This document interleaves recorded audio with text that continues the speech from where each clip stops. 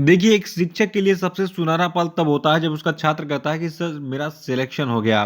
तो देखिए यहाँ सभी लोग सिलेक्शन पाने के लिए डेली पढ़ाई करते हैं और हमसे जुड़े हुए हैं और मेरी सफलता आपकी सफलता में है। तो देखिए बहुत सारे मैसेज आ रहे हैं कि सर मेरा बिहार दरोगा का प्री निकल गया। तो देखिए उम्मीद करता हूँ ऐसे ही बहुत सारे आपके एग्ज़ाम निकलते रहेंगे, ठीक है? और देखिए कल भी बहुत सारे लोगों ने मैसेज किया था कि सर मेरा भी हो गया, मेरा भी हो गया, ठीक है? तो बहुत सारे मैसेज हैं, दिखाने में टाइम लगेगा। और देखिए हमारी एक बहुत ही ज़िद्दी स्टूडेंट है ईशानी, ठीक है? इन्होंने क्या कमेंट किया था थोड़ा-सा मैं आपको दिखाता हूँ कि सर हम सुसाइड कर लें क्या? आप जनवरी का पार्ट 2 कब अपलोड करेंगे? तो देखिए आज हर हालत में जनवरी का पार्ट 2 जो है मैं अपलोड कर दूँगा मंथली का। क्योंकि देखिए थोड़ा-सा व्यस्तता बढ़ जाती है, चुनाव भी अभी विधानसभा का चल रहा है और मैं खुद चुनाव लड़ने वाला था लेकिन थोड़ा-सा पैसे की दिक्कत है इसलिए मैंने चुनाव नहीं लड़ा। तो मैं जल्द ही आज इसका पार्ट 2 जो है अपलोड कर दूँगा। देखिए बनाने में थोड़ा-सा टाइम इसलिए लगता है क्योंकि जो पीडीएफ होता है उसको मॉडिफ़ाई करने में 3 से 4 घंटे लग जाते हैं। तो आधा पार्ट तो मैंने अपलोड कर दिया है और दूसरा पार्ट आज जो है आ जाएगा हर हालत में। तो चलिए आज की वीडियो को शुरू करते हैं। देखिए आज की वीडियो में 4 फरवरी के टोटल जितने भी करंट अफेयर आइए उनको डिस्कस कर लेते हैं और जो लोग हैं वो चैनल को सब्सक्राइब जरूर कर लेंगे और साथ में अगर अपने दोस्त हैं उनको बताइए कि भैया अगर सिलेक्शन चाहिए तो फलाना चैनल जो है उसको ज्वाइन कीजिए। फलाना मतलब मेरा चैनल, ठीक है? उनको लिंक वगैरह शेयर कर दीजिए और सबको बताइए कि सर जो है बहुत ही सटीक चीज़ें पढ़ाते हैं जिससे लोग सफल हो रहे हैं निरंतर एग्जाम में। और पिछले 5 सालों से मैं यूट्यूब पे जो है पढ़ा रहा हूँ कंटिन्यू, ठीक है? देखिए आज का हमारा पहला प्रश्न है कि राष्ट्रीय इलेक्ट्रॉनिकी एवं सूचना प्रौद्योगिकी केंद्र के नए महानिदेशक कौन बने?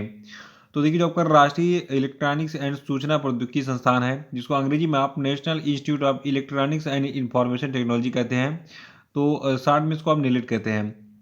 इसके नए महानिदेशक बने गए हैं डॉक्टर मदन मोहन त्रिपाठी। देखिए आपके जो डॉक्टर मदन मोहन त्रिपाठी हैं, ये जो है निलिट में कार्यभार संभालने से पहले ये जो है दिल्ली प्रौद्योगिकी विश्वविद्यालय यानी कि डीटीयू में बतौर प्रोफेसर काम कर रहे थे। लेकिन अब जो है यहाँ पे ये पद त्याग चुके हैं और अब ये जो है राष्ट्रीय इलेक्ट्रॉनिकी एवं सूचना प्रौद्योगिकी संस्थान के नए महानिदेशक के रूप में काम करना शुरू कर चुके हैं। अगला कि हाल ही में अमिताभ दयाल का निधन हो गया, ये क्या थे? देखिए अमिताभ दयाल ये एक अभिनेता और फिल्म निर्माता थे। इनका शक्ल देखिए, आपने इनको बहुत जगहों पे देखा होगा कई सारी फिल्मों में। देखिए आपने इनको जो है ओमपुरी के साथ कागार लाइव ऑन एज 2003 फिल्म में देखा था। साथ में भोजपुरी फिल्म रंगदारी में 2012 में इनको देखा होगा। राज बब्बर की फिल्म आई थी 2013 में धुआं, उसमें देखा होगा। अमिताभ बच्चन की विरुद्ध आई थी 2005 में। इन सभी फिल्मों में जो है इन्होंने काम किया है। तो अमिताभ दयाल कौन थे? एक अभिनेता और फिल्म निर्माता थे, निधन हो गया इनका हाल ही में। देखिए एक और मराठी और हिंदी फिल्मों के प्रसिद्ध अभिनेता थे जिनका हाल ही में 93 वर्ष की उम्र में निधन हुआ है। इनका नाम है रमेश देव। यहाँ पे इनकी शक्ल आपको दिख रही होगी, बिल्कुल खलनायक टाइप के लग रहे हैं। देखिए जो आपके रमेश देव हैं इनका भी हाल ही में मुंबई के एक अस्पताल में दिल का दौरा पड़ने से निधन हो गया। रमेश देव की उम्र 93 साल थी। रमेश देव ने अपने व्यापक करियर में कई हिंदी और मराठी फिल्मों में अभिनय किया।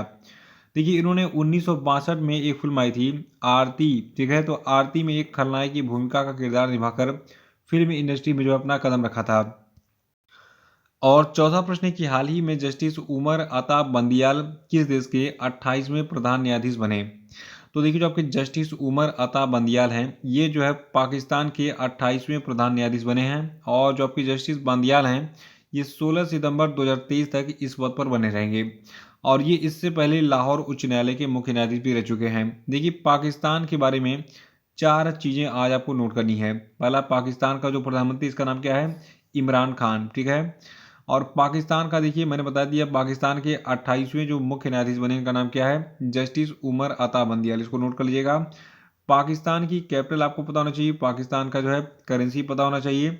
और पाकिस्तान से भारत के कितने राज्य सीमा बनाते हैं ये सभी जो है आप गूगल पे सर्च करेंगे, ये आपका होमवर्क आज का है। थोड़ा सा आप भी मेहनत कीजिए, मैं आपको थोड़ा सा मेहनत इसलिए करा रहा हूँ ताकि इससे आपकी रोचकता बढ़े, जानने और खोजने की यानी गूगल पे सर्च करने की जो इच्छा है वो बढ़े। तो अभी तो जस्टिस उमर अता बंदियाल का नाम है रखिए, ये पाकिस्तान के 28वें मुख्य न्यायाधीश बन गए हैं। अगला प्रश्न है कि हाल ही में सोनी ग्रुप कॉरपोरेशन ने किस देश की वीडियो गेम डेवलपर कंपनी जिसका नाम है बंगी इंक इसको $3.6 बिलियन में खरीद लिया? देखिए जो सोनी ग्रुप कॉरपोरेशन है आपको पता होना चाहिए, सोनी जो है ये जैपनीज कंपनी है। तो सोनी ने अभी हाल ही में बंगी इंक को जो है 3.6 बिलियन में खरीद लिया है, बिलियन डॉलर में, ठीक है? और जो आपका ये बंगी इंक कंपनी है ये अमेरिका की कंपनी है।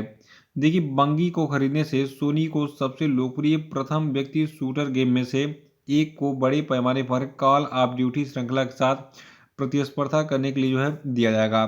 कुल मिला के जो है गेमिंग के क्षेत्र में जो है प्रतिस्पर्धा करना चाहती है और नंबर वन बनना चाहती है सोनी ग्रुप कॉरपोरेशन, ठीक है। तो इसलिए इसने अमेरिका की जो video game developer company बंगी ink है इसको $3.6 बिलियन में खरीद लिया है। अगला कि ब्रांड फाइनेंस के द्वारा जारी एक ब्रांड वैल्यूएशन रिपोर्ट के अनुसार कौन जो है विश्व स्तर पर बीमा ब्रांडों की सूची में 10वें स्थान पर रखा गया है। तो देखिए ब्रांड फाइनेंस द्वारा जारी एक ब्रांड वैल्यूएशन रिपोर्ट के अनुसार जो आपका भारतीय जीवन बीमा निगम है ये विश्व स्तर पर बीमा ब्रांडों की सूची में 10वें स्थान पर रखा गया है।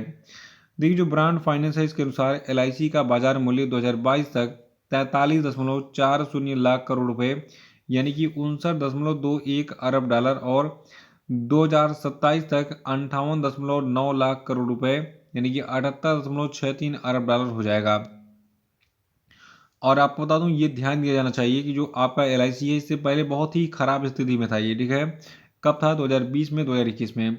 2020 में इसको 238वें स्थान पर रखा गया था इस ब्रांड वैल्यूएशन रिपोर्ट के रिपोर्ट में, ठीक है। और आपको बता दूं 2021 में थोड़ा सा सुधार हुआ, 2021 में ये जो 206वें स्थान पर आ गया और अब देखिए 2022 में जो है कितना बढ़िया ये 10वें स्थान पर आ गया है 206वें स्थान से। देखिए बीच में कोरोना वगैरह आ गया तो कोरोना में क्या हुआ, बहुत सारे लोग बीमार पड़े, बहुत सारे लोगों की जानें चली गई। तो इसी को देखते हुए बहुत सारे लोगों ने बीमा कराना शुरू कर दिया। तो बीमा होगा तो भैया जनता का पैसा LIC में जाएगा ही और LIC बड़ी कंपनी बनेगी ही। तो ये जो है दुनिया की ब्रांडों की सूची में 10वें स्थान पर सबसे बड़ी कंपनी बन गई है। यानी कि दुनिया की सबसे बड़ी कंपनियों की सूची में यानी कि सबसे ब्रांडों की सूची में 10वें स्थान पर कौन आ गया है? भारतीय जीवन बीमा निगम। अगला प्रश्न है कि हाल ही में किस देश की firm the jet zero emission ने दुनिया की पहली हाइड्रोजन संचालित फ्लाइंग बोट जिसका नाम है द जेट इसको लॉन्च किया।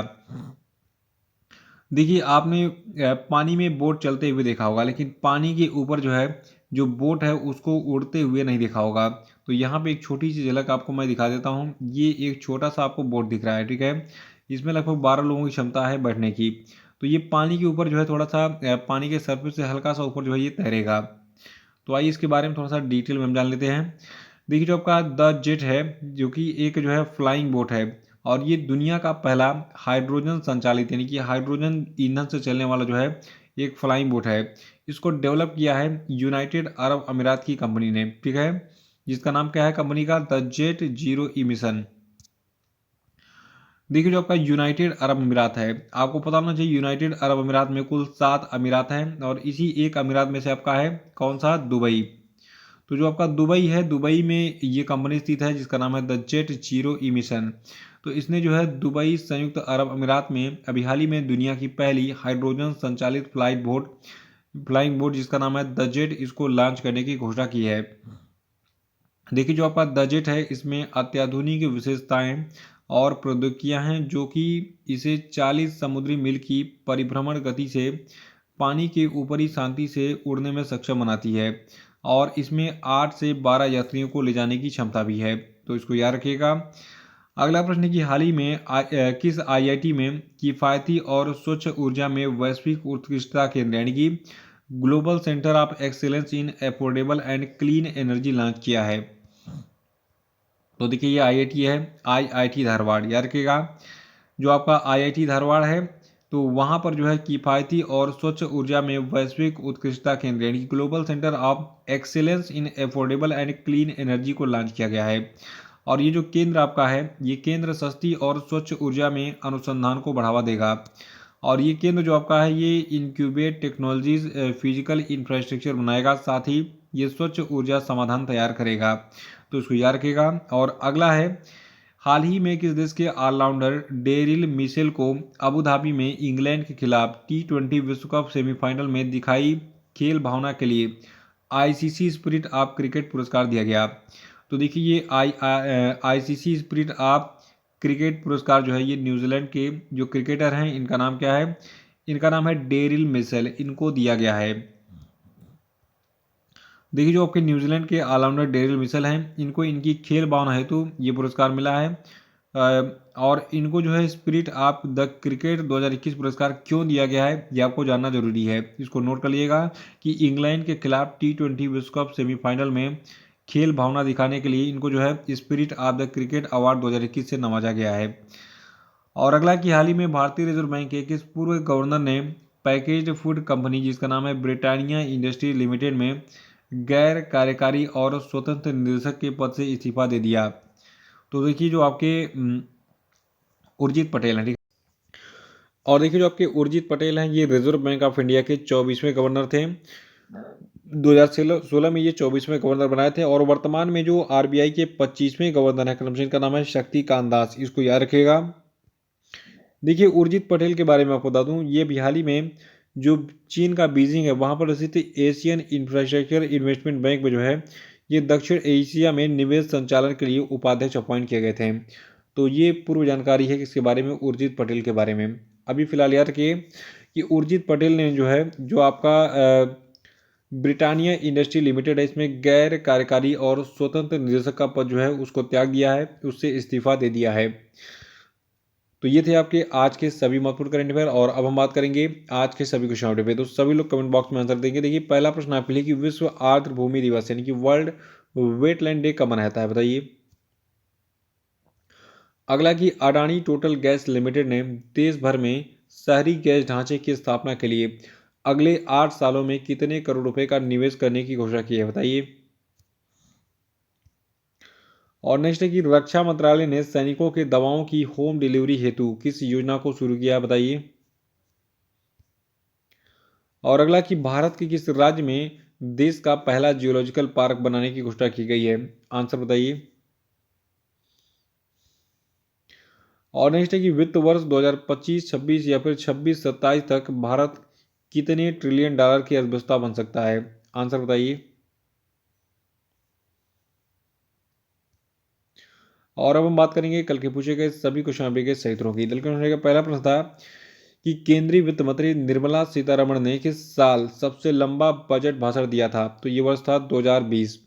और देखिए इस साल सबसे छोटा भाषण दिया है इन्होंने अपने कार्यकाल का, क्योंकि देखिए ये बार बार बजट पेश करती हैं और ये चीज़ें पूछी जाएंगी। तो इससे पहले मैं आपको एक चीज़ इन्फॉर्म कर दूँ, देखिए जो बजट का मैंने वीडियो बनाया था उस वीडियो को आप पूरा देख डालिए, और उसकी पीडीएफ मैंने फ्री में प्रोवाइड कर दी है, तो उसकी पीडीएफ भी आप डाउनलोड कर सकते हैं अपनी सुरक्षा के लिए। बाकी अगर आप बजट को पूरा देखते हैं वीडियो को, तो आपको एक एक पॉइंट एक ही बार में देखने पे याद हो जाएगा। अगला प्रश्न है कि केंद्रीय बजट 2022-23 के अनुसार किसी भी तरह के वर्चुअल डिजिटल असेट्स के हस्तांतरण से होने वाली जो आय है इस पर कितने % टैक्स लगेगा, तो इस पर टोटल 30% टैक्स लगेगा, इसको याद रखिएगा। और देखिए अगला प्रश्न था कि हाल ही में 31 जनवरी 2022 को आर्थिक सर्वेक्षण यानी कि इकोनॉमिक सर्वे जारी किया गया, जिसमें इस साल जीडीपी वृद्धि दर का जो अनुमान है ये कितने % रखा गया है, तो इसको 9.2% रखा गया है। और देखिए अगला था कि केंद्रीय बजट 2022-23 के अनुसार पीएम ई विद्या के 1 क्लास 1 टीवी चैनल कार्यक्रम को 12 से बढ़ाकर अब कितना कर दिया गया है, तो उसको 12 से बढ़ाकर 200 चैनल कर दिया गया है। और पांचवा था कि केंद्रीय बजट 2022-23 के अनुसार निर्मला सीतारमण ने बजट 2022-23 पेश करते हुए बताया कि वित्त वर्ष 2023 में कितने किलोमीटर का हाईवे तैयार किया जाएगा, तो कुल 25,000 किलोमीटर हाईवे तैयार किया जाएगा, इसको याद रखिएगा। तो इसी प्रश्न के साथ ये वीडियो समाप्त होता है। जय हिंद, जय भारत।